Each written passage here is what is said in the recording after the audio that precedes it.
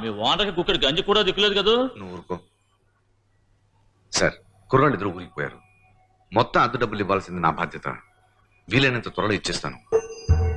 ఇది మీరు నమ్ముతున్న బుద్ధుడి మీద ఒట్టు. అమ్మాయ్యా, ఆ మాట అన్నారు చాలు. మీరు హ్యాపీగా వెళ్ళి వ్యాపారం చూసారండి. వెళ్ళండి వెళ్ళండి.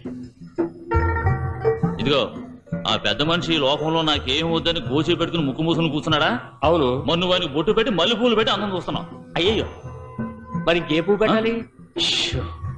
అక్కడేముందో చదువు. యాక్సెప్ట్ ద పెయిన్ అంటే ఏంటి? రావి చెట్టు పూలు పెట్టు అని అర్థం. చెప్పావు కదే, వెంటనే రావి చెట్టు పూలకి ఆర్డర్ ఇస్తాను. జ్ఞానోదయమే బుద్ధా. రావి చెట్టు పూలట్రా. వేరుశనక్కాయలు అమ్మడం ఓకే, మరి గట్టిగా అరవగలవా? ఎందుకు అరవలేను? వేడి రుచి ఉన్న వేరుశనక్కాయలు అమ్మారండి, అయ్యారండి. రుచి అయిన వేరుశనక్కాయలు. మూడో ఇంట్లో కుక్కుంది, అరవాకయ్యా. సారీ. వెరీ గుడ్, చాలా బాగా అరిచావు. అందులో ఓ లైఫ్ ఉంది. అండోయ్, ఆయన ఏదో ఇళయరాజా మ్యూజిక్ లో పాట పడినట్టు చెప్తున్నారా? ఎగతాడా? మొత్తానికి నేను ఇరుక్కున్నాను. నన్ను అరవమంటే మాత్రం నేను అరవలేను. దేవుడు స్వామి, దేవుడి ప్రసాదం తీసుకుని తినండి, సాయంకాలం దాకా నడవాలి. తినండి అంటే నువ్వు తినవా? అది పోయి అదే పోయి తిందాం. ఈ దేవుడి ప్రసాదం దర్శనం చేసుకున్న వాళ్ళకి పెడితే దైవద్రోహం అవుతుంది. దేవుడు ప్రత్యక్షమై చెప్పాడా? ఎవరో తెలియకుండా మాడుతున్నావు, నరకానికి పోతావు. మేమేదో ఆటల మీద ఉండి అడిగాం. ఏం పర్వాలేదు, రండి. విజయం తప్పించలే. అయ్యా ఒక్క నిమిషం. చూస్తే మంచి వారిలో ఉన్నారు, మీ ఒక్కరికి ఇస్తాను, ముగ్గురు పంచుకోండి. ఇప్పుడు మాత్రం దైవద్రోహం కాదేంటి? పూజారి గారు నరకం నుంచి జస్ట్ ఎస్కేప్ అయ్యారు. గర్భసంచి తప్ప మిగిలినవన్నీ ప్లాస్టిక్ లో వచ్చేసాయి. కర్మ. ఇంతకు ముందు గుళ్ళో ప్రసాదం డొప్పలో పెట్టేవారు, ఇప్పుడేమో ప్లాస్టిక్ కప్. ఎందుకు రుద్రయ్య గారు అంత కోపం మీకు? ప్రపంచం అంత వేగంగా ముందుకెళ్తుంది. మీ వేగాన్ని కుప్పతొట్లో పడేయండి. ఫోన్ చేసి పిలిస్తే అంబులెన్స్ వాళ్ళకంటే పిజ్జా అమ్మే వాళ్ళే టక్కుని ఇంటి ముందు వాళ్తున్నారు. ఈ వేగం బాగుపడటానికే.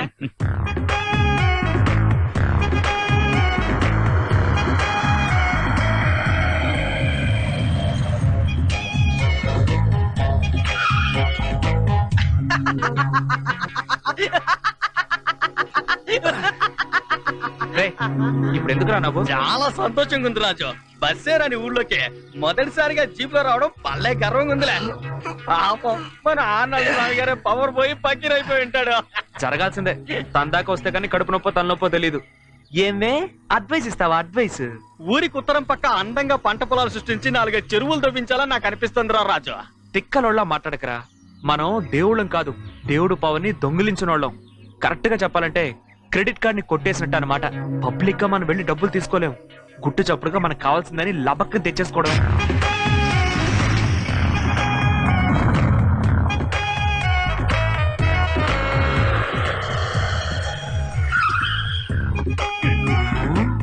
నైనా నా బుర్రతకు ముత్తయ్యా, భలేగుందిరా ముత్తు, భలేగుందిరా. అవును, ఇంత పెద్ద కార్ని ఎక్కడ కొట్టేసుకొచ్చావురా? ఇది కారు కాదు, జీబో. ఇదేం కొట్టేసుకొచ్చింది కాదు, నేను కొనుక్కొచ్చిందే. నమ్ము. ఇంత డబ్బు ఎక్కడ పట్టేశావురా? సఫాటా వేరు డెవలప్ చేస్తున్నాను నైనా. సఫా అంటే ఎవరిని సఫా చేశావు? అయ్యో, సఫా కాదు, కంప్యూటర్ వ్యాపారం. ఓ, కంప్యూటర్ వ్యాపారం. రే పొండ్రా, ఏమాత్రం సంపాదించేవి? బాగా సంపాదించాను నైనా. అమ్మాయికపు తండ్రినిరా, గుండె జబ్బుల్లోనిరా. చాలా అంటే ఎంత నాన్న? రా నాయనా, లోపలికి వెళ్ళి మాట్లాడుకుందాం. రా రాజా. బావా, సామాన్లు తీసుకురా.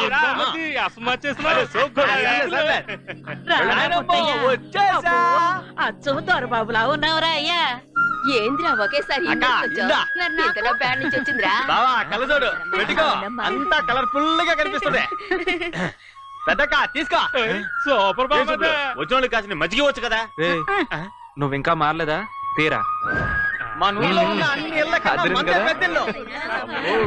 నాయనమ్మా, ఎట్టుంది ఇల్లా? ఏమైంది? ఏమైంది? నేను తట్టుకోలేకపోతున్నాను ముత్తు, గుండె చప్పుడులోనరా, నన్ను వదిలేరా.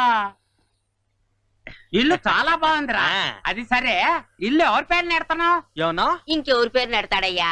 నువ్వు పోయాక మిగిలేదు నేనే కదా, అందుకని అమ్మ పేరునే రాస్తుంటాడు కదరా అయ్యా. ఏమే, నేనే ముందు పోతానని నీకే సోదమ్మ చెప్పింది? గుండె జబ్బు నాక? నొప్పు అని ఏడ్చేది ఎవరో. ఏమన్నారు సార్? పని అయిపోయిందా? ఇప్పుడే పూర్తి చేసుకుని వస్తున్నాను. అవును ప్రొఫెసర్ గారు, బయట చీకటిగా ఉంది వాన వస్తుందేమో. సామాన్యమైన వాన కాదు, వడగళ్ల వాన. Global warming.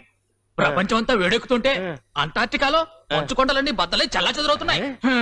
అంతరిచ్చే ప్రపంచం కదా. ఎలా ఉంది? ఏంటి ప్రొఫెసర్ గారు, ఎప్పుడు చూసినా లోకం నాశనం అవుతుంది అంటూ దాన్ని సరిచేయడానికి ఆపటానికి ఏం చేయాలో అది చెప్పండి. సార్, రామా, రా లోపలికి. రాజు ఉన్నారండి? రాజు ఊరికి పోయాడు. ఎప్పుడొస్తారు?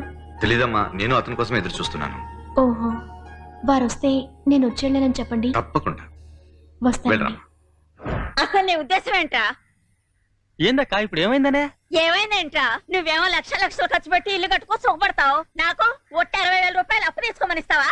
మిగిలిన 40,000 ఉన్నాయి కాక. 40,000 పెట్టి 4 తీసుకోమంటావా?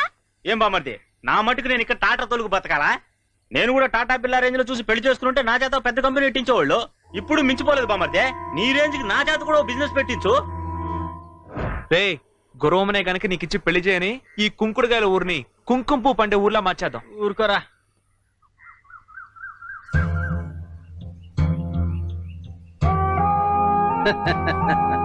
ఒకే కులం ఒకే దైవమా? చూడబ్బాయ్, ఎంత ఎత్తుకెగిరినా పిచ్చుక గద్దగాలేదని మా పెద్దవాళ్ళు అనేవాళ్ళు. ఒకవేళ నువ్వు కోటీశ్వరుడువై ఈ ఊరొస్తే నీ మెళ్ళో పూలదండ వేసి ఊరేగింపు చేస్తానేమో, అంతేగాని నా ఇంట్లో ఇస్త్రేసి ముద్ద పెడతాననుకోకు. ఓ, ముందు ఇక్కడి నుంచి వెళ్ళిపో. పెద్ద జాతి కావాల్సి వచ్చిందే. అయ్యో అయ్యో అమ్మా, ఏంటైందే? అయ్యో, పాపిస్తు మనిషి నా కొంప. అయ్యో అమ్మా, వారే ముద్దు, ఆ ఇంటికి మీ అమ్మ మగరాణి, మరి ఈ ఇంటికి ఒక మగరాణి ఉండద్దా? అందుకే ఈ సెటప్. అరే ముద్దు, పిన్నినట్టు చూడబాకరా. ఏ ఆపు, మీ నాన్న అమ్మాయి కూడా అసలే గుండె జబ్బు మనిషిరా. ఇదేగా నువ్వు చెప్పేది?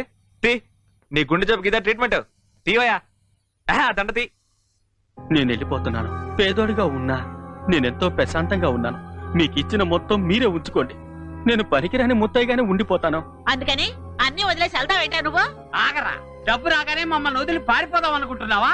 క్షమించే నన్ను పోనీనైనా.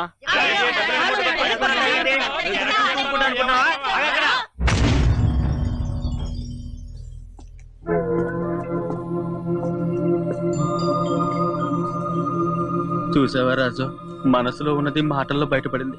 ఇప్పుడు నీ వంతు, నువ్వు తీసుకో. రా. చేతులకు ఏమైందయ్యా?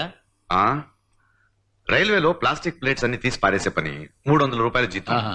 చేతులు బొబ్బులెక్కాయి. ఏది ఆ చెయ్యి లేవు, నూనె రాస్తే తగ్గిపోతుంది. సరే రా, ఓ పెగ్గేద్దాం. అయ్యో చేచే, అలాంటి అలవాటు లేదండి. పర్లేదురా, రా. నీకు మళ్ళీ మ్యాంగో జ్యూస్ తాగితే ఇలా నవ్వడం కుదరదయ్యా బాబు.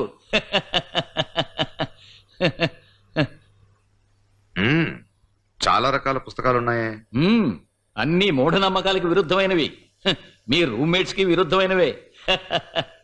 బుక్స్ గురించి అడిగావు కదా, ఇది పెరియార్ రాసింది, ఇది డార్విన్స్ ఆరిజిన్ ఆఫ్ స్పీషీస్, ఇది మతాలను వ్యతిరేకిస్తూ ఎనిబిసెంట్ రాసిన ద గాస్పల్ ఆఫ్ ఎథిజం, ఇది రిచర్డ్ డాకిన్స్ గారి రిలీజియన్స్ మిస్గైడెడ్ మిసైల్స్. ఈ పుస్తకాలన్నీ ప్రపంచంలోని ముఖ్యమైన మతాల వారు వారి వారి మత గ్రంథాలకు దీటుగా అందరి యొక్క అభివృద్ధిని కోరుతూ సమాజ శ్రేయస్సు కోసమే ఇవన్నీ రాశారు. దేవుని పేరుతో పలుసార్లు ఈ సమాజానికి నష్టం వాటిల్లింది. అలా జరగకూడదని వారు వారి ఉద్దేశాలను ఈ విధంగా తెలియపరిచారు. అది సరే, ముందు అసలు దేవుడి గురించి నీ ఉద్దేశం ఏంటి? Very simple. ప్రతి ఒక్కరూ పుట్టేటప్పుడే బై బర్త్ కొన్ని గుణాలతో పుడుతుంటారు. కొందరు చక్కగా ఆర్ట్ వేస్తారు, కొందరు చక్కగా ఆటలాడతారు, కొందరు చక్కగా రచిస్తారు. ఆర్ట్ వేసేవాడు రాయలేకపోవచ్చు, రాసేవాడు ఆడలేకపోవచ్చు. సరే, ఆ విధంగానే మన జీవితానికి బాటలు వేసే మన నమ్మకం కూడా మనిషి పుట్టుకతోనే వస్తుంది. ఎవరూ ఏది అక్కర్లేదని మిమ్మల్ని మీరే నమ్ముకుంటారు. కానీ కొందరికి కూడా ఒకరుంటే బెటర్ అని ఒక చిన్న తోడు అవసరం అవుతుంది. అవసరం మాత్రం ఇద్దరికి ఒకటే, మనోధైర్యం.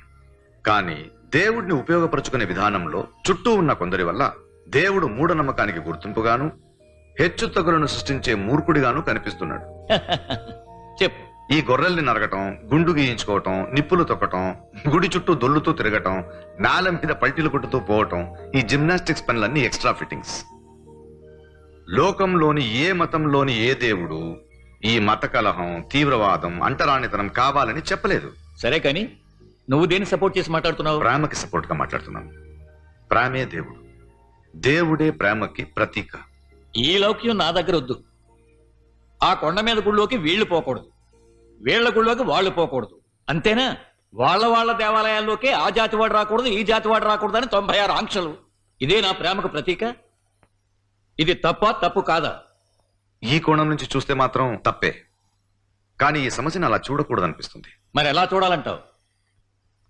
మీ గ్రామంలో మొత్తం ఎన్ని ఇళ్లున్నాయి? ఓ 4000 ఉంటాయి. గుళ్ళు?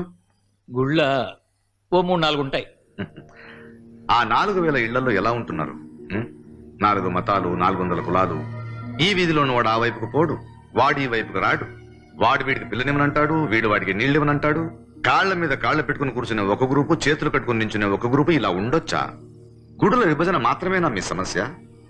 అందరూ సమానం, అందరూ మనుషులమ్మని ఊరిని మార్చండి అయ్యా, గుడి అదే మారుతుంది. ఆ 4000 ఇళ్ల మధ్యలోనేగా ఆ 4 గుళ్ళుంది. దేవుడి వల్లే కులాలు మతాలు ఏర్పడ్డాయి. అందుకే దేవుడు వద్దు అనుకుంటున్నాను నేను. కష్టం రుద్రయ్య, జరగని పని. ఎందుకు జరగదు? నేను సాధించి మరీ చూపిస్తాను. కష్టమని ఎందుకన్నానంటే, మీరు కొందరి రచనల్ని చదివి అర్థం చేసుకుని ఆ పక్కకు పోయారు. కానీ ఈ పక్కనున్న వాళ్ళంతా వేదాలని చదివి అర్థం చేసుకుని ఉన్నారా? ఎంతమంది మనస్ఫూర్తిగా దేవుడిని ఆరాధిస్తున్నారు? ప్రజల్ని కాపాడే పోలీస్ వాడికి ఇచ్చే మర్యాదేగా దేవుడికి కూడా. అందరూ ఈ లోకం చల్లగా ఉండాలి, దీన్ని సృష్టించిన నీకు థ్యాంక్ యూ స్వామి అని దండం పెడుతున్నారు. ఏంటి రుద్రయ్య, ప్రతి వాడు ఒకటి సమస్యను గుప్పిస్తాడు, లేదా జీవన్ ఇండియా LIC పాలసీ మళ్ళీ సమస్యలే లేకుండా సుఖంగా బ్రతకడానికి దారి అడుగుతాడు.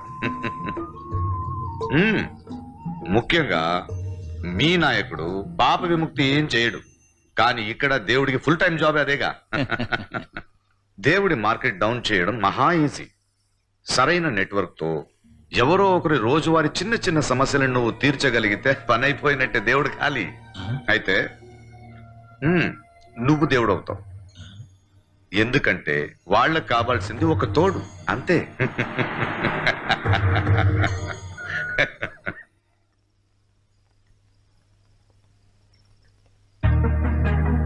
ఏంటి చూస్తున్నావు? మీ వాడు రాతిలో ఉండొచ్చు, రాతి స్తంభంలో ఉండొచ్చు, కానీ ఖచ్చితంగా ఈ బోర్డులో మాత్రం లేడు.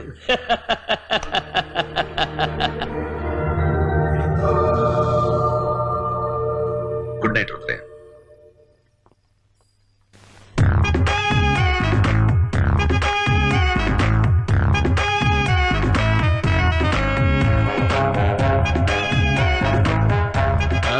పెట్టి నిండా డబ్బేసుకొచ్చాడు కదా, అందుకే కాళ్ళు అలా ఊపుతున్నాడు. పర్వాలేదు, ఊపరా, ఊపు. ఎక్కడిదిరా ఇంత డబ్బు? నిజం చెప్పరా. కొత్తగా సాఫ్ట్వేర్ కనిపెట్టి అమ్మేశావు నాన్న, అందులో వచ్చిన డబ్బే ఇది. ఏదో తోటకూరగాళ్ళు అమ్మినట్టు చెప్తున్నావు. నువ్వు సాఫ్ట్వేర్ కనిపెట్టావా? అవునా? ఎవరు పోగొట్టుకున్నారో? ఎవరు పోగొట్టుకున్నది కాదు, ఇది నేను కనిపెట్టింది. నీకు కంప్యూటర్ కి ఏ సంబంధం లేదు. ఏ ప్లాట్ఫామ్ లో చేసావు? ఏ ఫార్మాట్, ఏ టైప్ కోడింగ్ చెప్పరా. అనయ్య, అడ్డమైన క్వశ్చన్స్ వేయకు. నమ్మకమే జీవితం. నమ్మకమే? నీ మీద మాకు చాలా స్ట్రాంగ్ గా నమ్మకం ఉందే. పరీక్షల్లో ఛత్రపతి శివాజీ ఎవరైనా అడిగితే మేజర్ చంద్రకాంత్లో NTR అని రాసిన వాడివి కదా. నీ మొహం ఇప్పుడే నువ్వు కనిపెట్టేది. ఏరా మొద్దు, బ్యాంక్ ఏదైనా కొలగొట్టారా? మేనేజర్నో క్యాషియర్నో లేపేశారా? ఎవరిని లేపలేదు. ఏడా నిరుద్యోగపడతాయి? White and white. కొండ మీదకి ఎక్కావా, సముద్రంలోకి వెళ్ళావా, కాకి స్నానం చేయించావా అని అడిగాడు. చివరికి ఇలా దొంగతనాలు చేసి జీవించడం మొదలెట్టాడనమాట. వాడికి ఓ పెట్టించి పంపించుంటారే, అందుకే వాడు ఇక్కడికి రాలేదు. నానా, ఇది మీరు అనుకుంటున్నట్టు తప్పుడు దానిలో సంపాదించిన డబ్బు కాదు. అప్పుడు ఇంకే ఇన్కమ్ ట్యాక్స్ చలానా తీయి. తేవడం మర్చిపోయాను. ఉండదు, నాకు తెలుసు ఉండదు. గవర్నమెంట్ జాబ్ అని మా మీద పడి ఏడుస్తారేరా? గవర్నమెంట్ ఉద్యోగం ఒక్కడేరా సవ్యంగా ట్యాక్స్ కడుతోంది. దేశాన్ని మేమే నిలబెట్టామంటున్నారుగా పారిశ్రామికవేత్తలు, రాజకీయ నాయకులు, సినిమా వాళ్ళు. వంకాయలు, పొట్లకాయలు వాళ్లే కోటాను కోట్ల నల్ల డబ్బు దాచిపెట్టి దేశ ప్రగతి గొంతుకొస్తున్నారు.